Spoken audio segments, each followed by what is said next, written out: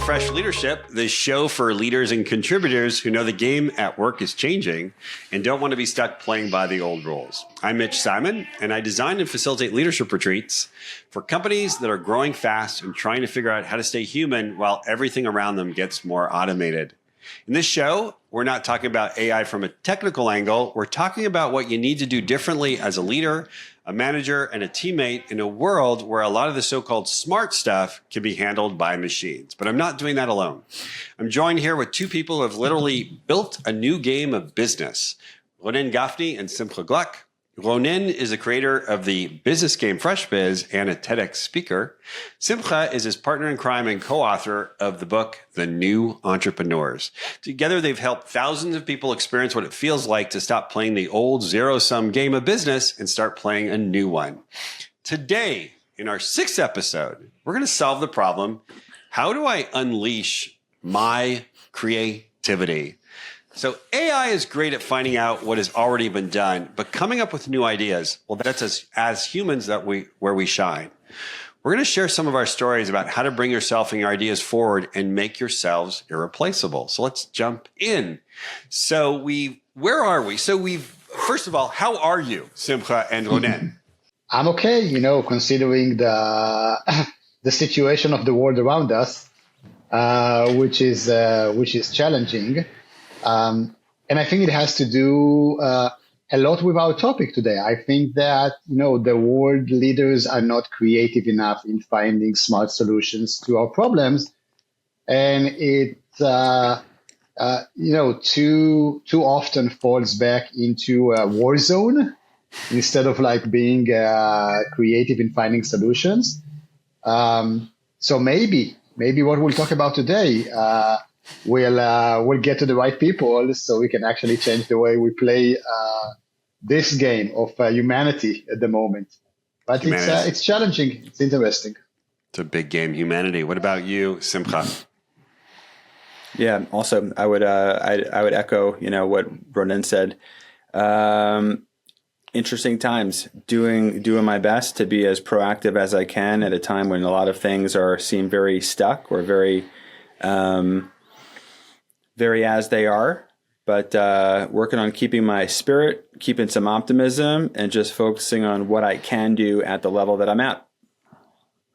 Great. Okay, so let's see if we can go out and solve humanity's problems right now.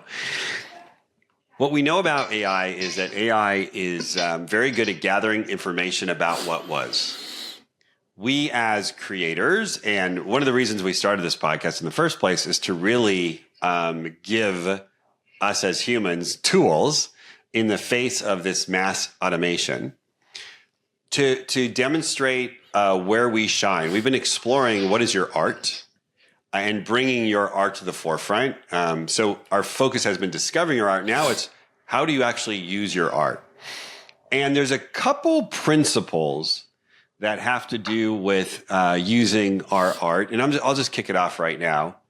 I remember when I worked at Nokia, this was before I went out on my own, and we were in the UK, and swear to God, these very, very smart human beings, and we were actually on a leadership development program where real humans were in rooms with real humans, and the leader said, we're going to now switch all of our resource development, human development, leadership development to online.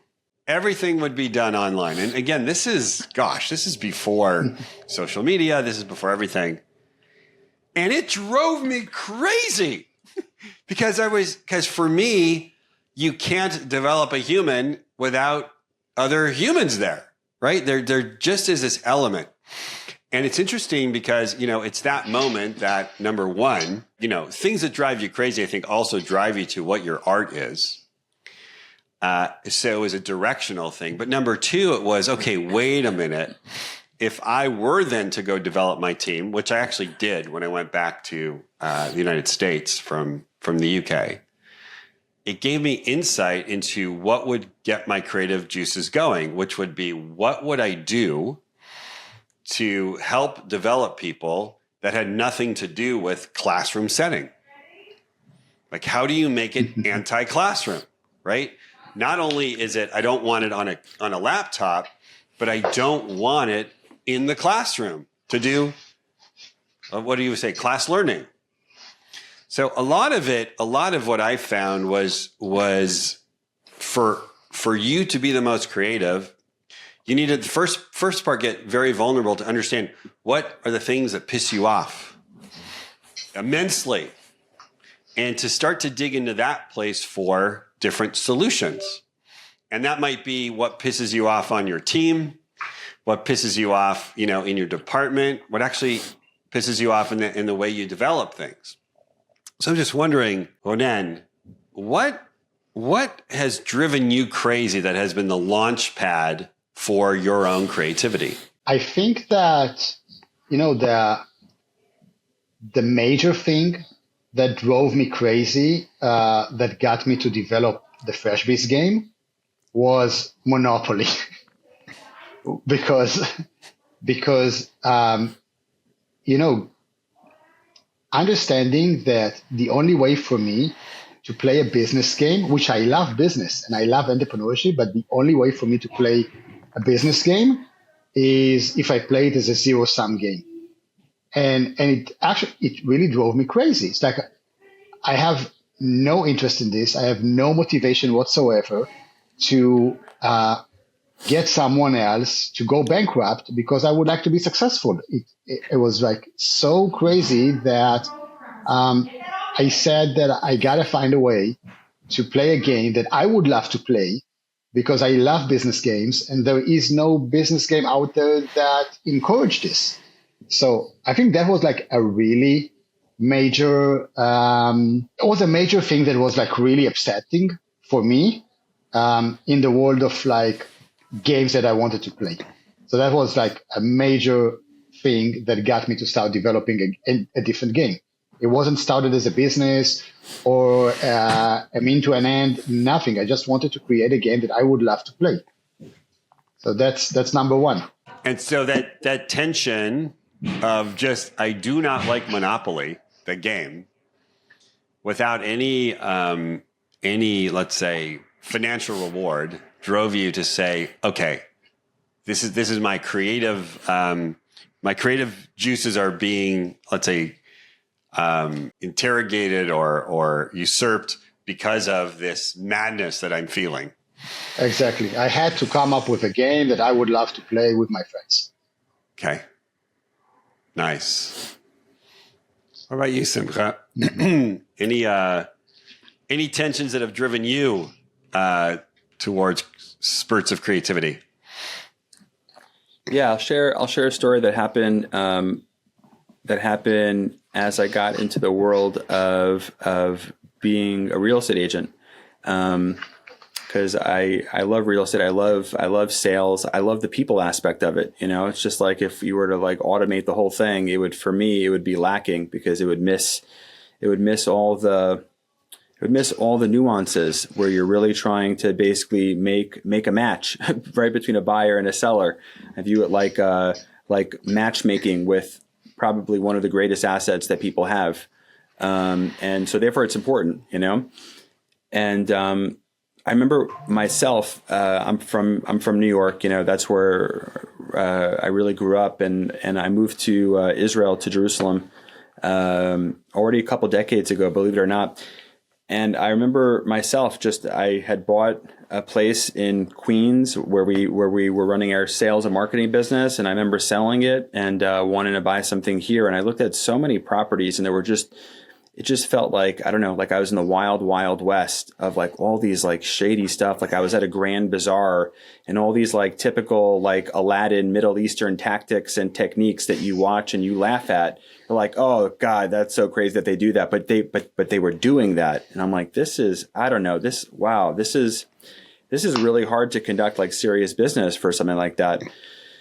I remember actually just to share this with you, I remember getting royally screwed when we bought our first property here. We went on to buy and sell a few other ones, but we got royally screwed at the last second. The agent decided to charge us like another 100,000 shekels. He just said that something shifted, and I don't know, this guy was really, I can't even describe it. So we tried to get ourselves out of it. And eventually, we wound up having to have a meeting with him, and he didn't speak very good English. And at one point he goes, "Here in my office, we well greasy machine." And I think he meant to say a well-oiled machine, but this guy had so much grease in his hair. I'm like, you are a greasy machine. You know what I mean? Like, oh my gosh, such a greasy machine. And I remember saying to Rachel, my wife, I go, look, I have a feeling because I just done a whole lot of self-development with my wife. That's what got us here. I said, I have a feeling that if we were to actually show up and we were to have integrity, and we would actually care about people and care about matchmaking, and like really be transparent and be real, that could be really unique. And it's a shame to say it like that, but again, this is a long time ago. And what I would just say is, I've seen that work. Just a lot of frustrations with how other people conduct themselves doing business, and it really gives a lot of people like a bad name about, let's say, a really honorable position, but done the wrong way, it really gives a bad name. And we've lived in our community for almost a couple of decades with everybody that we've helped buy and sell. And it's just so nice just knowing I don't have to hide. I'm not embarrassed. It's like, it's good business. Like what Ronen was describing, you could do business without hurting people or screwing people. And that's the type of business that we love to do.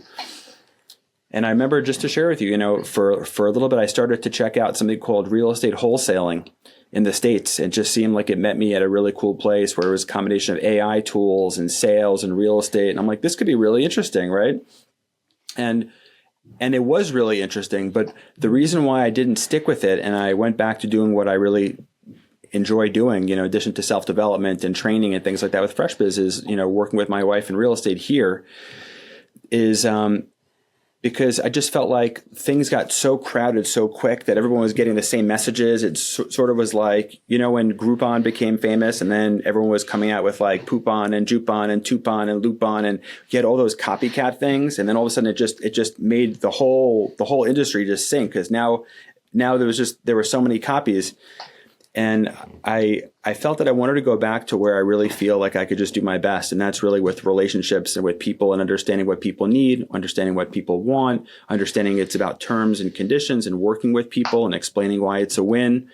And that's how I found myself sort of back working in that field, is just because a lot of the frustration of seeing people acting certain ways or conducting themselves in ways where they felt like they needed to. Well, to close a sale, to close a sale, you have to be real and loving and empathetic, and like hear people and understand what and like that's what I want to do. And that's the part that I feel like nothing could really ever replace me or replace my wife when it comes to that intuition of understanding connections and what needs to be said or done to be able to help people find what they're looking for.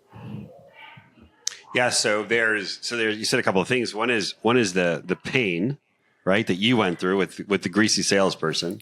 The greasy machine. The greasy machine. We put the grease here. And then saying, you know what? I bet if we are experiencing this pain, then probably a lot of other people are experiencing this pain. And that is I think what sparks these new creative ideas, right? It's I think it's actually getting real with yourself that these things are actually really painful, and then saying, I'm actually going to go do something about this. I do think like we've been talking about for the last few episodes, there is an emotional reaction that something is not working, plus the courage to kind of say, there's something about why this is painful to me. And it's, let's say, talking to me, and maybe it's a pain for other people, but it's actually something that I'm finding very obnoxious or very ugly. And I'm wondering, Simcha, as you were developing your real estate business, did you start to see people saying, "Oh wow, I really appreciate this about you that I'm not appreciating with other people"? Something to kind of give you that sense like, I think I'm actually in the right ballpark with what I'm pursuing right now. Yeah, it's a really good question. First of all, I just want to tell you that, you mentioned that second part, which is the courage part. Courage is real because it's one thing to feel the pain point, but then go, well, it is what it is. Like, I guess that's how, and it really takes something to do it. It took me 6 months for me to close my first deal, and I did it in a different language than what I was used to.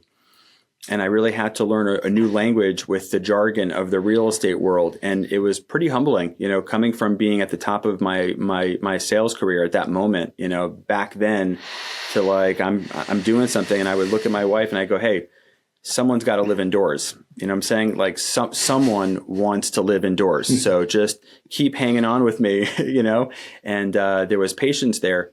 But yeah, I'll just tell you, to answer your question specifically, I really like that there would be people that would be having very intimate, like family events, whether it be, I don't know, like a wedding or a bar mitzvah or like a 50th birthday party. And in some cases being invited to those parties where it was like mostly like their family and like really close friends. And then like us as their real estate agent. But like, they'd say, oh, they're the ones who, and it was just like, wow, this is really, really endearing. This isn't just like another thing. Like they don't have to invite me. I would never know. Right. Like meaning it's totally cool if I'm not here, but I'm here and I'm with like their deep circle of like friends and relationships for a long time. And it's because, they really, I guess they felt it at a very, very key point in their life when they're basically conducting probably the largest business transaction that they're going to deal with in their lifetime, which is the sale of their house or their apartment. And they just felt like they should invite us to their family event. So that was definitely affirming. So great. So this is, as you're saying, this was a problem that you couldn't ignore. It was like this, you spoke to Rachel and maybe both you and Rachel decided, okay, we must attack this issue. We're the ones, we're going to make it happen. And it took a lot of courage because it's a different language for the most part, for you to take on this new profession. What creativity do you think you bring to it on the backside? What's the creativity part of it that this tension launched inside of you? Wow. What's the creativity part of it? I'll tell you one thing that I knew in my head, and this is one of the things I love about FreshBiz and about the game of it, because the more you play it, the more you just train your brain to know I can win, right? Like I can win. You could make it hard, but I know that I have what it takes to win. I may win or I may not win, but I know that I can win.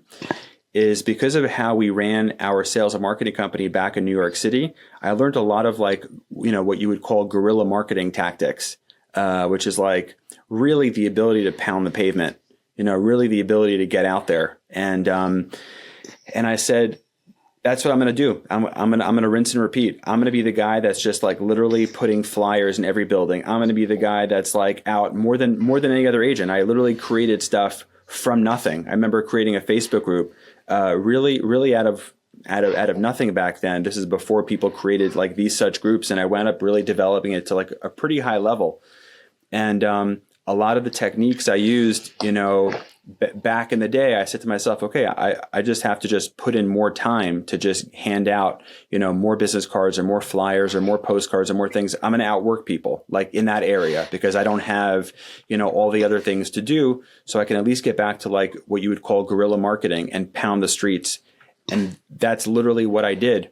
If I'm being honest, I'll just share with you something because, in the game of FreshBiz, it's all about your action cards, like what resources you have. But when you're really good, you can start spotting what action cards other people have and what resources they have and how valuable that could be for them or for you or both. And around the time that we started getting into real estate, again, it's not easy to start something from scratch, right? Because you have to, there's credibility that you need to fill in the gaps for, right? And that takes strength and courage. Around that time, I had 3 close friends that had just bought properties in my area that I chose to work in. It wasn't through me because obviously I wasn't in real estate back then, right? But they just bought those properties. And I sit down and I go, guys, I'm getting into real estate right now. Would you be cool? Can I hang a real estate sign from your balcony that says sold, like my picture, my name on it, it says sold, but we have more. Now, I'm not saying that I sold it, that like, I'm not saying that, but like just as an awesome thing for me to just be able to sold, but we have others. And they go, Simcha, absolutely, man. And these three guys with amazing balconies that like literally prime real estate for marketing allowed me to hang three big signs with my picture, my number on it saying sold, but we have more. And I just started taking phone calls and things just started to perpetuate themselves. But it was really, spotting things through that lens that allowed me to make moves that really paid off.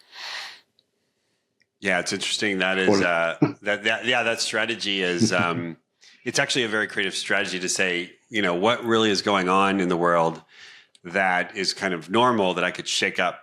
And it is that when someone sells a property, it would have a sold sign by the person that sold it.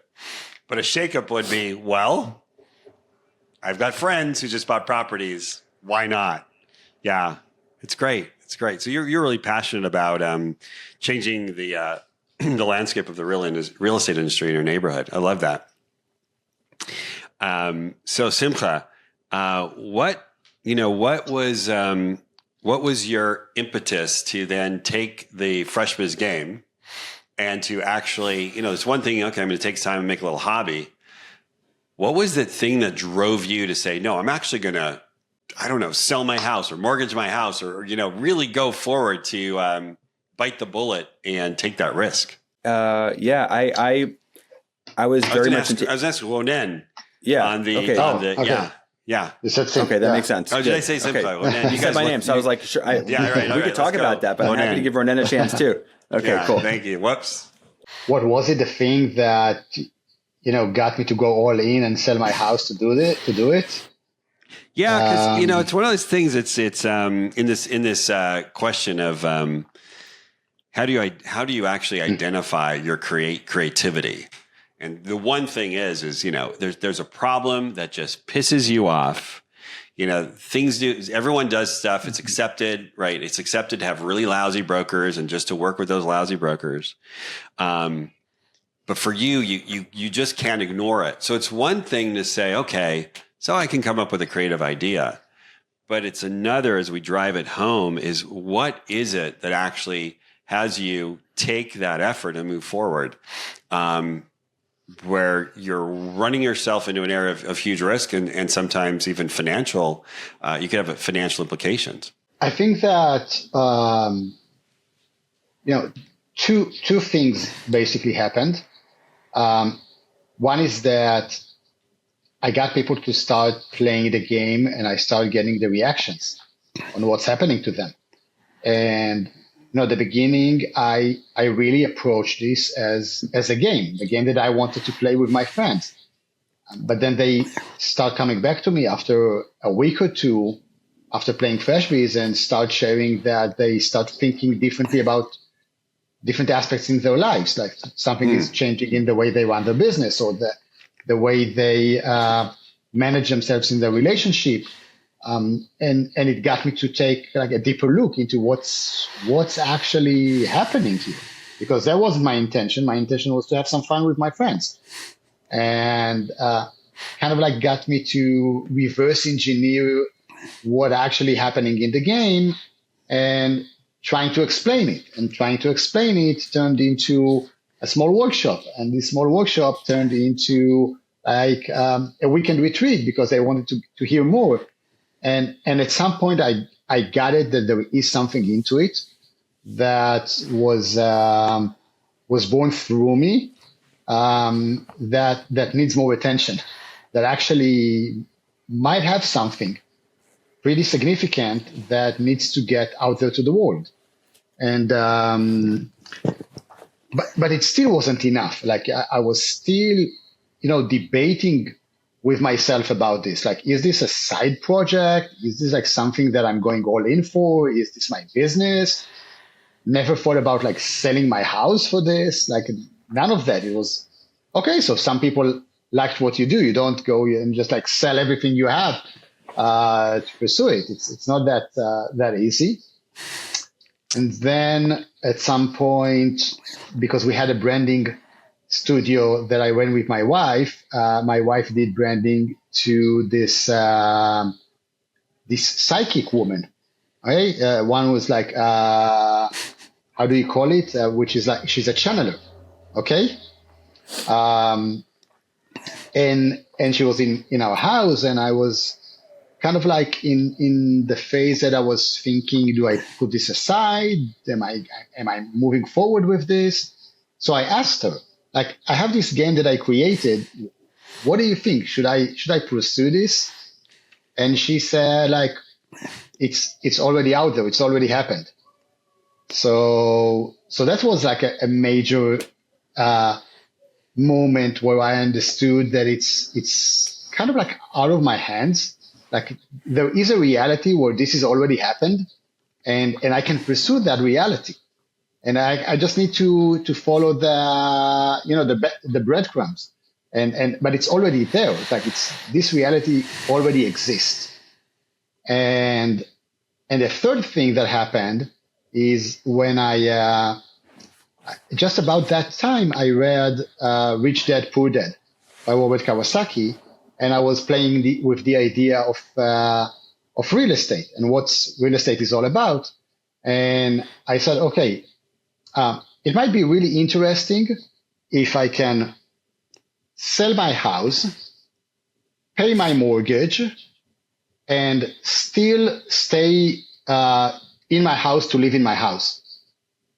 If a reality like this is possible, then it's interesting, kind of like a mind game, because nothing actually changes in reality. I'm still living in the same house.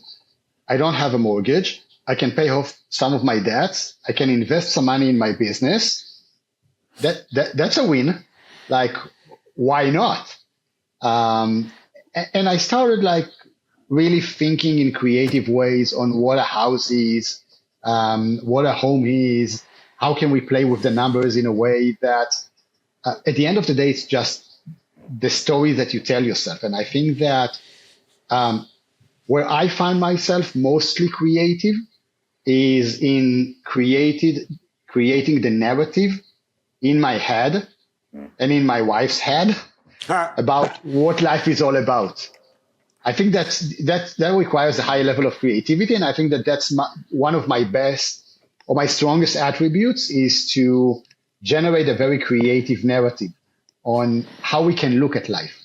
So I can either look at, okay, I'm risking anything, I'm putting my house out there, I don't know what will be with the business, and I might be risking everything. Or I can say, look, anyway, I have no plans to retire in that specific house. Like, I'm not going to live here for 40 years, right? So anyway, I'm going to sell it somewhere at some point.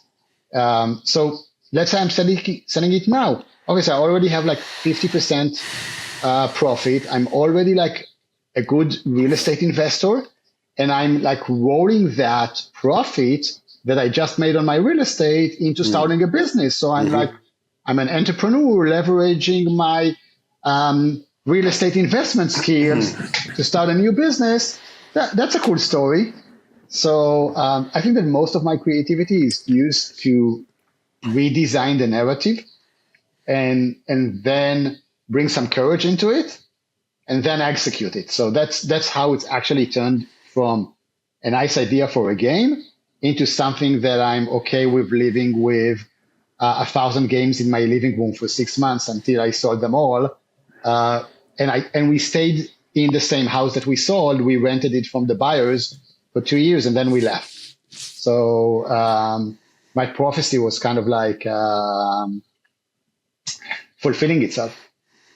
Yeah, I think, thank you for that. I really do think that the way we bring creativity to the market is to, find within ourselves what really, let's say, upsets us, what drives us crazy, which is counterintuitive. But most of us are, you know what, let me just go find out what other people have done, which is exactly the way AI was set up to do, right? It's just, this is how it's done.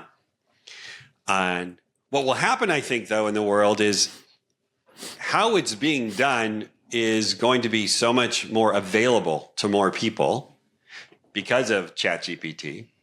Even, in fact, whereas before with search, I couldn't say how would I actually do this. Today, you can say how would I actually do this. It's going to give you the answers of the way it's already done. which we create, and another one is we open up, create a world where our thoughts are the way it's already been thought. Yeah.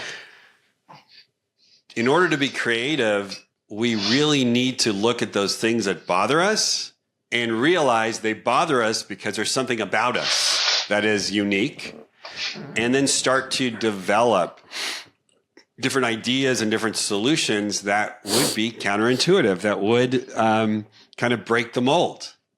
So that's why I think there's so much about courage that has to go along with creativity. And then there's that vulnerability part, which is, okay, what is it about me such that this thing actually bothers me?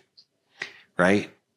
So for Ronen, it was, gosh, this game that so many people are playing and so many lives are dictated by monopoly. I must do something about that. Simcha, it's the grease guy. I must do something about that. And then for me, it was, I don't see people actually becoming leaders by sitting in front of a screen. And in fact, what happened to me was I led my first retreat. I didn't even know what it was because I just said, I need to get people together to go climb a mountain. And once we got there, I started asking these really interesting questions because I found them off of a Tony Robbins cassette tape deck. And when I'm in the room, the people in the room started to say, what are we doing here? What kind of conversations are these? What is, for the purpose of what are we really having? And they were saying, and this experience that I'm having is really unique. And then I knew that I was onto my own, let's say, creative level. So I think we're going to close this out, this segment, and I'll be looking for your closing words. Really, I think great ideas start with something that deeply bothers you. And some of the questions you would ask is, what is so accepted in my industry, in my world, that just doesn't make any sense? Another question is like, what's painful to me, but tolerated by others? And something is like, what's a problem that nobody sees, but I just can't ignore it? So those three questions, which is really, what drives me crazy? Those questions are going to really drive you into the zone of, enhanced creativity. And so I'm feeling pretty good about this little episode because I really want to find out, how did we come up with our creativity and how would someone else be able to do that? Any closing remarks, Simcha, the non-greasy real estate agent? Sure. What I would end with is just to say, well, let me just say it like this. I like what you said. In other words, different areas of life snag people differently. And then people respond to those snags differently. Some people just, oh, okay. And then they just keep going. Some people go, wow, that shouldn't be there. Let's do this. And they start to organize around that. And I think that one of the central things would be, you have to be out in life. You have to be active in life to be able to bump into these snags. Because if you're just home playing it safe, there really are no snags. You know what I'm saying? You're home in your house, not so much. There's not so much bumping up against you over there in a place of complete, creature comforts. But the more that you're out there and you interact and you're in relationships and you see things and you transact and you sort of just, I don't know if we talk too much about this, but, idea generation doesn't happen when it's like we have to generate ideas, right? It takes place when we're having these like subconscious downtimes. Maybe you're in the shower, maybe you're going for a walk, maybe you have just a chance to process and think about things. And that's when you can process the different snags that happen. But my point is that in addition to that time, that reflective, meditative time that you need, right, which we have those moments throughout the day, but you got to really be in life to sort of bump up against some of those snags and see how it feels and see how it rubs you. And then potentially, be able to learn if you are the solution or you have what it takes to build the solution so that snags a little bit less. It's a whole other episode could be about how if you cocoon yourself, you probably won't be creative at all. Yeah. First of all, I really love what Simcha said, and I think that that's really part of like the game that the universe play with us. So it irritates us. And then if there is like the tip of of a string that you start pulling, and you don't pull all of them. You pull the ones that you, for some reason, passionate about. And I think it's a really great way to find what we are passionate about. Like, it's the question that I'm constantly asking myself and others is like, why me? Why you? Why you should be a graphic designer? Why should you develop a game? Why specifically you? Why the universe chose specifically you? Why it has to go through you? And I think that, one of the answers is because I'm passionate enough about it. I'm crazy enough to do something about it. It's not that obvious to actually do something about it. And I also want to say that, sometimes creativity comes in the need of the moment. I remember that I got into a FreshBiz workshop in Portugal like a year ago, and coming into a Microsoft workshop, about 50 people in the room, and I see that I forgot my avatars and my dice. Like, I don't have any avatars and any dice, and the workshop starts in about 10 minutes, and I have to come up with a creative idea. Now, that has nothing to do with how passionate I'm about things or what irritates me. I just have to be super creative, super fast. So I gotta solve it. So one way is to, first of all, treat it as a game. It's like, it's a fun challenge, right? And I need to unlock a solution as fast as possible. And so you don't have to be upset about it. You don't have to be stressed about it. It's part of the game. Part of the game is like coming up with cool ideas. So of course I came up with a solution for that. But it was a nice practice on creative thinking on the spot that sometimes you need. So that's also something that helps you generate ideas. Something is instantly happening. You instantly need to react to it, and your emotional state has a lot to do with how creative you are going to be. Yeah. So in our next episode, we will teach everybody how to roll the dice without the dice. So exactly. Thanks for rolling the dice. We'll see you next time on our next episode of Fresh Leadership. Thanks so much, gentlemen. Awesome. We'll see you next time. Bye-bye. See you next time.